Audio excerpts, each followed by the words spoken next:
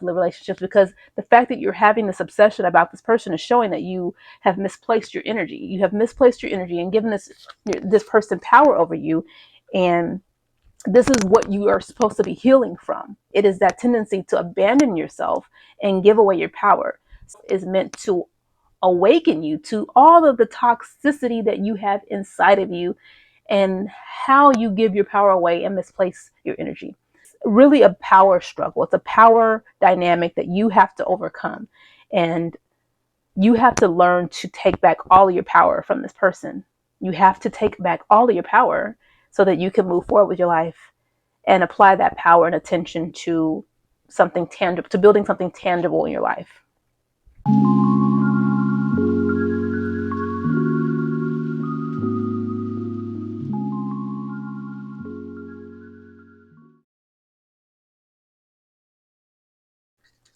Hey guys, it's Sakina of My Brown Sparkles, and I'm back with another video. And look who's with me. It's sweet baby Coco. She is just bored out of her misery because mama's not playing with her, so I'm trying to keep her nearby so that she doesn't feel so bored. This dog has so much energy, let me tell you. But anyways, today's video is different. It's different than anything I've done so far, and I have gone back and forth about doing this video because it's kind of something that I don't talk about to people, because I don't think that the average person would ever understand. But I know that y'all will, because you know, the internet is where we find answers nowadays, and there's a lot of people who have been searching for answers about this particular topic. And so I'm going to share my experience, and I decided to do it in this manner because I'm not really fully ready to tell my entire story. It's so long. It's been a 7-year journey for me so far. So 7 years worth of like experience is a lot to cover in a video, and I'm just really not sure how to break it down, how to start it. So I decided to do a 10 common questions about twin flames video so that I can kind of answer these questions based on my own personal experience. And then from there, depending on like the topic comments I get on the video, questions I get from my video, all that, I might do other videos. But so far, I think this is what I want to start with, and then we'll see what happens from there. So as a introduction, I guess I should say, I do believe in twin flames. I do. I don't see them the way that the majority of people who are obsessed with it see it, because I've been through the journey that I've been through. I've come to a new realization of what that is, and I want to share that with y'all through these questions. Why would you go that way? Okay. I want to share that with y'all through answering these questions, because I think my goal for this video is to kind of set a couple people free. I want to set people free from the torment that can be the twin flame journey. Sorry. I'm 7 years in, and I consider myself to be free from the torment of it. Not free from the memory of the experience, but free from the torment, the aftermath, the ghost of this person. And I have come to a new realization of what it means for my life and how it has actually helped me in my life. But I want to free others who might still be going down that twin flame rabbit hole. So if you clicked on this video, I'm very, very happy for you. This is your opportunity to be set free, to be able to live your life like a normal person again, to be able to create a new life, free from this person, or maybe not. You never know with this journey, but I just really want y'all to be free to move without feeling like you have to include this person in your future, and to be happy and content with that. Now, if that made you want to click off this video, I do apologize, but this is just my truth and my experience. And I think I should start by just answering these questions. So let's go ahead and get into the top 10 twin flame questions that are asked online. So question number 1 is, how do I know if someone is my twin flame? Now, if you Google this question, there's going to be a ton of articles, a ton of YouTube videos that come up, And I can only tell you from my experience and how I decided that this person was my twin flame. And I would say the biggest indicator that this person was not ordinary is the supernatural experiences that occurred upon meeting this person.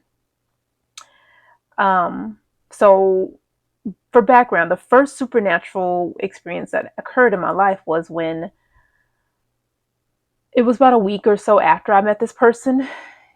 And I remember vividly, I was laying in my bed and I was trying to go to sleep. So I was not yet asleep. My eyes were closed. I was laying in bed. And I just remember all of a sudden it felt like my room was spinning. And I started kind of breathing shallow because I didn't really understand. I don't know why it felt like the room was spinning, but the room felt like it was spinning, almost like I was um, Dorothy in The Wizard of Oz when the tornado hit. And I just remember the room was spinning and my breathing was shallow. And then all of a sudden it felt like a release, like something released, something stopped. The room stopped spinning, and then suddenly it got really, really quiet. And I swear it was maybe like 3 seconds, and then the loudest crack of like lightning and thunder hit the room, like just erupted. And all of a sudden, it just got really windy outside, and it was almost as if like like it was almost like my heart chakra opened, and in this opening, this storm just happened. And I remember all of us in the house got up. I was living with my parents at the time, and we all got up because it was just such a huge shift in the weather outside. And we all got up and we're looking outside. The wind is blowing like crazy, and it's just this crazy, crazy, crazy thunderstorm. So crazy. And then I went back to sleep. But the next morning, I remember my dad telling me, like, wow, like that was a really crazy storm. And he was telling me that there were shingles that were torn off the roof. He said, man, there's a lot of shingles off the roof of over your bedroom. Like, that's where the most damage was. And I was like, oh, like, oops. Like, I don't feel like I don't know if I created it, but definitely something happened. And I don't know if it was the same night or a different night, but I also had this experience where I felt like something came in to me and did something like sexual to me. I don't want to really get into it too deep, but I just remember an energy coming into me and doing something to me. And I remember it. I don't have my journal. It's been like a long time since that happened, but I journaled about it. I believe I journaled about it, but that was another strange occurrence that happened not too long after I met this person. Okay, so that was like the first two strange supernatural occurrences. And when I met this person, it was at a job that I was working at. And I remember the job was a little different, very fast paced, and things changed very, very quickly. And I didn't really notice this person at all. Never noticed this person at all. I saw the person, but I didn't really pay attention to this person. That person didn't stick out in my mind. A couple times we had crossed paths, and it was like this weird stare down session. Like we would just kind of like stare at each other. Neither of us would say hello. Neither of us would really smile. I would kind of do like a half smile to see if he would smile, but he never really did much. And then we just kind of broke away. It was just really intense, like stare downs, and I never really understood what was happening. But I didn't really put two and two together. And this happened a few times, and then I learned that he was kind of someone important at the company. So then I was like, oops, like I hope that I'm not like coming off as like intimidating or aggressive, because I'm a person who eye contact is big with me, and it's not some I don't shy away from eye contact. But this place that I worked, a lot of people really avoided eye contact. Like it was full of a lot of like nerdy type people, and like a lot of nerdy type people tend to not have really um, high self-esteem, or they just feel really intimidated, and they might be on the spectrum a little bit, so they don't really like making eye contact. So I noticed a lot of people used to avoid me because like I guess my presence was very big, and they didn't want to have to come into contact with my presence, I guess. So that had been occurring, but I didn't really think too much of it other than, okay, I know that he's this important person at the company and I should probably like be as nice as I can, kind of whatever. And then one day I was coming back from my lunch break, and there's this long hallway. The walls are all white, and that lead to where our computers, or where my office space or desk space, I didn't have an office, but where my desk space was.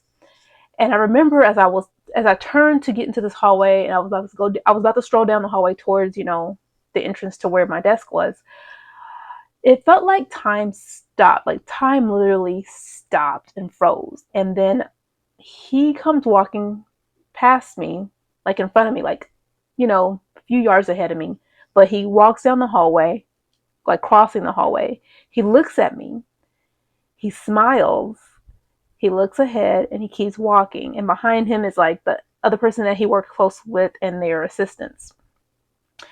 And I just remember like thinking, what the F was that? Not the smile, but the fact that it literally felt like time stopped, and that happened. And then once they passed through the hallway, it was like time started again. And I was like, what is going on? Like, weird stuff is happening to me and I don't understand. Am I crazy? Like, what's happening? But it was in that instance that I knew that it had something to do with him, because time stopped when he crossed. And I also had like, I remember hearing friend. Like, I just had this thought, friend. That's what came into my mind, friend. As we began to cross paths at work, I was just paying more and more attention to him, because I was like, what is going on? And what's so special about this person that time stopped? Like, I was trying to figure out what's going on. And then there was this encounter where I was watching him, because I was just so curious now. This was not even like attraction. It was more of a curious thing. And I was like, he's not unattractive. Like, he's not a not attractive person. I just never really paid attention to him. And then as I started paying more attention to him, we had this encounter where I was at my desk. I was going to my desk, coming from maybe the bathroom or something. And I remember I was watching him talking to his assistant. And I remember thinking, I wonder if that's his wife. Like, I wonder if they're married and they work together or whatever. And he caught me looking at him. And he caught my eyes, and we kind of just like were staring at each other. And I swear we were staring at each other for like a good 3 seconds before I was like, okay, sit down. Like, I just told myself, like, in my mind, I was like, okay, I can't look away, sit down.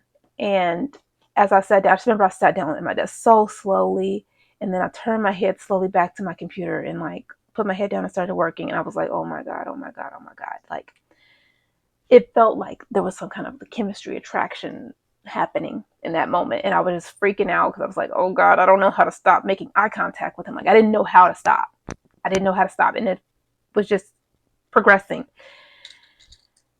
So that's what started the attraction. It was that encounter. It felt like a lion in its prey. It kind of looked like I felt like a little helpless little deer, and I wanted to take off running. The attraction, the push and pull type attraction. It was after that last stare down, and I just remember thinking to myself, like, let me just focus on my work. And I tried to, but I just couldn't. And at this time, my kundalini started awakening. Now, that's something that people say is a side effect of meeting your twin flame. And that's another thing that kind of led me put two and two together, because I had never heard about kundalini, didn't know what it was, but it awakened. This was maybe, I'm not sure if it was after the storm or after that like sexual encounter that happened while I was sleeping, but my kundalini awakened, and this was all playing out around the same time. Like I said, all of the storm happened like a week or two after I started. All the stuff was still playing out, the encounters that I was having with him during that time. And like I said, things at this job progressed fast. It wasn't like a corporate type situation. It wasn't a normal job. It was a tech company, and things at tech companies, I feel like they go rapid pace. Things change very quickly. And I remember my kundalini awakened, and all I didn't know what it was. I had to do research on it because I didn't know what was happening to me. But I remember I would just have these waves of energy, and it would start at the base of my spine, and it would feel like heat rushing up my body. And it progressed like if I was listening to music, and it made everything feel super vivid, and it made me super sensitive to everything. I mean, I could smell everything. I felt like I had increased hearing. I felt like I had increased sense of like physical touch. I could have my back turned and I could feel and hear. I could feel when someone entered the room, and it would make me like turn around because I felt so sensitive to everything going on around me. And I used to play with it because if I listened to music that I really loved, and I love to sing, it would just make me feel so alive, and it would create this rush of energy that would flow up, and I just felt like the world around me. It almost felt like I was like a fish in the ocean, and everything just seemed so synchronized. And when I would drive, like when I was driving, I loved to sing or listen to really good music because I felt like I was just so in sync and in flow with whatever was flowing through me, this energy that was pulsing through me. And just everything I did felt like it was in a flow, like a really nice rhythm. And it felt like that's what it felt like. And it just felt like waves of just, I don't want to say ecstasy, but kind of. And it was a really, really fun experience. Really, really fun experience. I always had a lot of heat eating off of me, I noticed. I remember I was having issues sweating a lot. And because I was always radiating so much heat and energy. But these are just the different things that happened during the time that we met. Since then, I have developed the gift of clairaudience, which I won't be talking about too much more on this channel because I was reviewing a journal and I remember I got a message that said, "It's your gift for you. You don't need to talk about it." And it said big mouth. Like that's what the message came to me. And I didn't remember that. So I guess I'm not supposed to be talking about the fact that I have clairaudience. So if you want to, you can go look at the videos about my gift of clairaudience. I'll drop it in the description box, but I don't think I'll be talking about messages that I receive much longer unless I get permission to from whoever is telling me that I shouldn't be talking about it. So ooh, just different supernatural experiences, Kundalini awakening, spiritual gifts of clairaudience and telepathy have increased over the past 3 years. And that happens, like this happened 7 years ago, but in the last 3 years, I've developed the gift of clairaudience and increased telepathy. So these are the supernatural things that have occurred since I came into contact with. Right. So that was kind of a long question, number one, because it's been 7 years worth of stuff and it's kind of progressed over time. But question number two is, do twin flames always end up together? This is what I found on the internet. This is the questions that people are asking. And for me, in my experience, we are not in union. Me and the person that I consider to be my twin flame, we are not in union. And I don't really care if we ever come into union. That's where I am. I'm at a space where I know the power of this connection and what it gave to me and what it taught me about being the creator of your own reality and your own life. So I don't want to ever limit myself to someone who might not be a match for me in this reality, who is not ready for that. Maybe his path is not there. I've received messages stating that he's happy without me. Sometimes, whenever before union, meaning before we come together in each other's presence again. I have met this, but like I don't work at that company. I didn't only work for that company for a short period of time, actually. But other things brought us back together, and that's why I knew it was something that I wasn't in control of. That's how I knew this was something deeper, and more spiritual. Was we kept being brought back together no matter what. And Coco, stop that. We were brought, usually now, it's been years, but every so often we'll come back into union. I'm still shocked to this day that he will still appear. And the most, like the last time we met, or not met, we didn't meet. The last time that we crossed each other's paths was 2 years ago at a coffee shop on a side of town that I would never expect him to be. This person does not live in this side of town. I don't even live in this side of town technically, but it's like a nice coffee shop that I like. And I would never have thought that he would be there. And I remember walking through the door of that coffee shop. And when I saw him sitting there, I was like, you gotta be kidding me. And I was in my head, I was thinking all of this. And I was like, okay, I was scanning my body to see how I felt, because normally a lot of times he would make me feel really nervous. Like I would feel a little afraid of him just because I'm like, like this again. But everything just felt everything felt like at peace. He didn't look up from what he was doing on his computer. He didn't even look at me. And I was like, okay, I got to do this work. I was working in real estate at the time. And I remember I was like, I have to set up my laptop somewhere so that I can do this video call.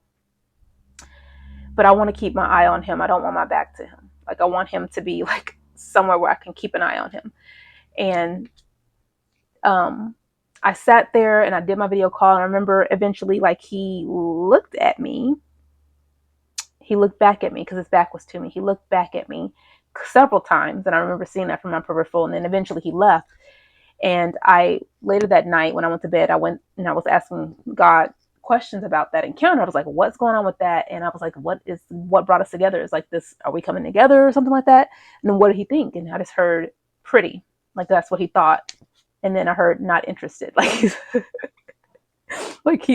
not interested, but he did think I was pretty that day. And that's it. I haven't seen him since. I think about that. Stop it, Coco. Why are you acting a fool? Oh, I swear you just got so much energy. Lord. So do I think the twin flames will end up together? I don't know. I can't answer that. I think that's up to God. If that's in God's plan, cool. If not, I ain't waiting. I have not been waiting, and I'm working on myself to work through the blockages that I need to work through to get to the life that I desire.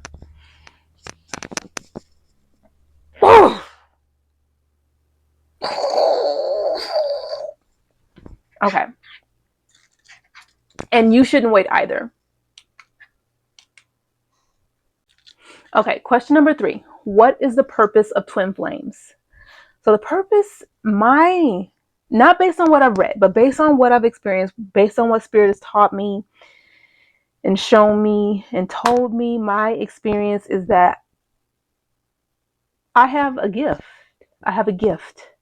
I have a gift that allows me to know when things are going to happen, to communicate with the different consciousnesses that connect to me or that are connected to me. I have a gift that I can create the life that I'll desire. And I just have to be true to that. And I have to be consistent with that. So the purpose to me is I feel like my twin flame experience taught me how to fly. That was one thing that Spirit taught me, that I was learning how to fly, how to get to the next level, how to get to the life that I want, how to manifest the things that I want. And it's not through being connected to him, but that connection freed me, in a sense, from things that were holding me back. It showed me areas that I needed to work on, that I'm still working on and working through. And it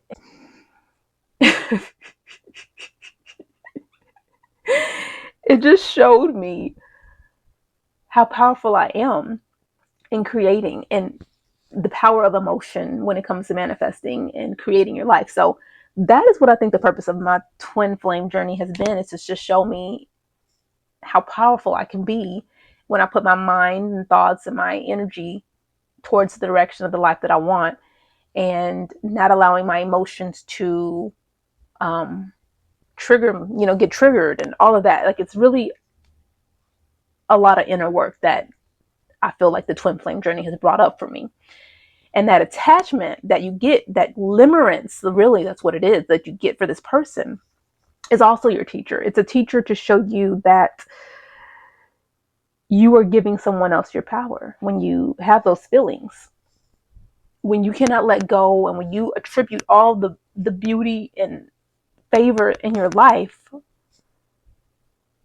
and you feel like you can't go on and live without this person. You're really giving them so much of your power.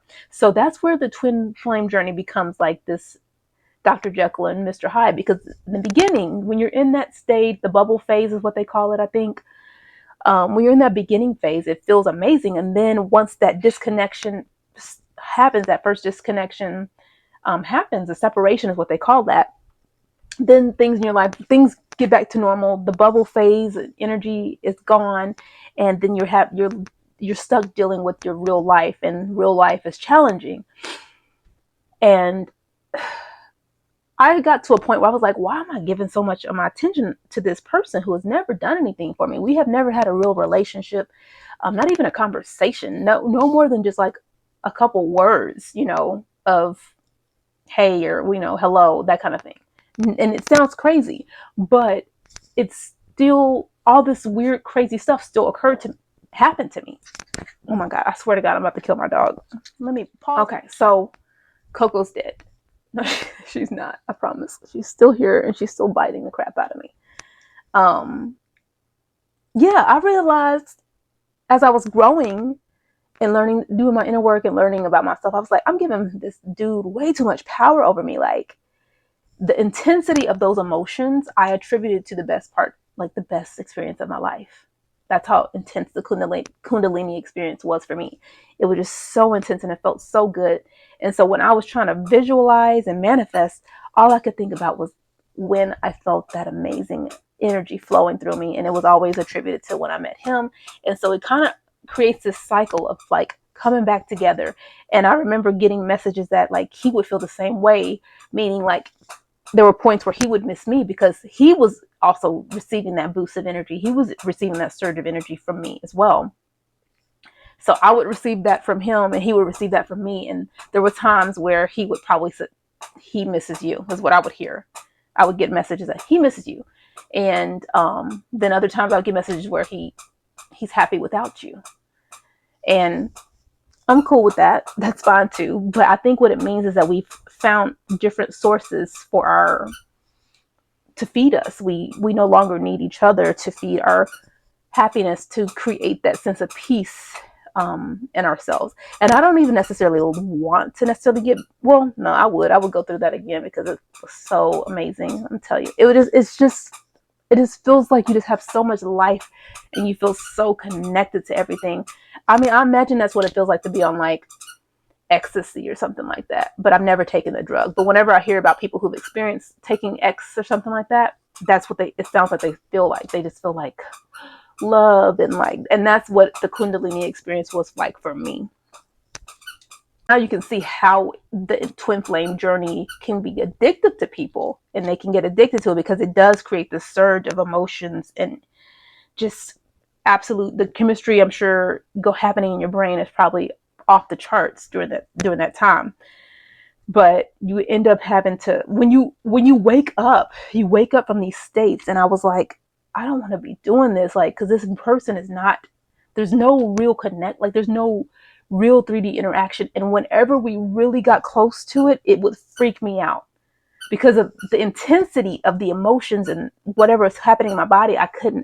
I've always been afraid. I'm going to be completely honest. I've always been afraid to actually have a conversation with this person because I don't even know if I would be able to talk. That's how, I don't want to say traumatized, but that's how my body, like, that's how much of an impact this person's energy had on me. Is like, if we ever, like, whenever we got close to meeting, there came a point in time we kept encountering each other. And I might have to tell my twin flame backstory to kind of give y'all the whole rundown, but we kept encountering each other and I would just start like trying to, like, if I saw him coming, I would like make sure that I was like I would just speed up my walk so that we didn't cross paths or something, or I would just avoiding him at all costs because I was like, I'm just done. I'm done with this. I don't feel comfortable with this. I don't think I could actually say hello to him, like talk to him or have a conversation with him. So this is not even going to happen. And I left. I made sure that I pushed him as far away from my mind as possible. And for a good couple years, I was able to really cancel him out of my mind. But then eventually he pops back up.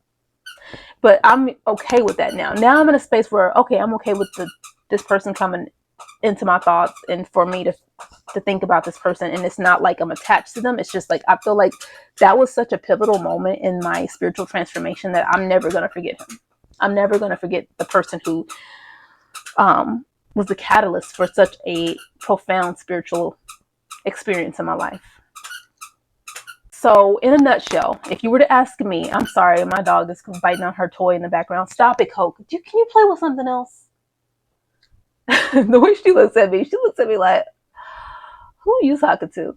Anyways, if you were to ask me, I would say that your your twin flame is there to be a catalyst for your spiritual awakening. And that was not my first spiritual awakening. I've had another one, but he was definitely the next catalyst. Like, it was years until I met him after my first initial major spiritual awakening. And then he was the next one. And I haven't really met anything that intense since. I'm at a point where I'm really good about not putting anybody on a pedestal in my life anymore, which is very powerful. Men don't intimidate me. I don't care what kind of man. I don't care how successful he is, how much money he is. I'm just not going to put anybody on a pedestal in my life. And so that's where I'm at in my spiritual journey. So he ignited that, though. Like, I would not have gotten here without that experience.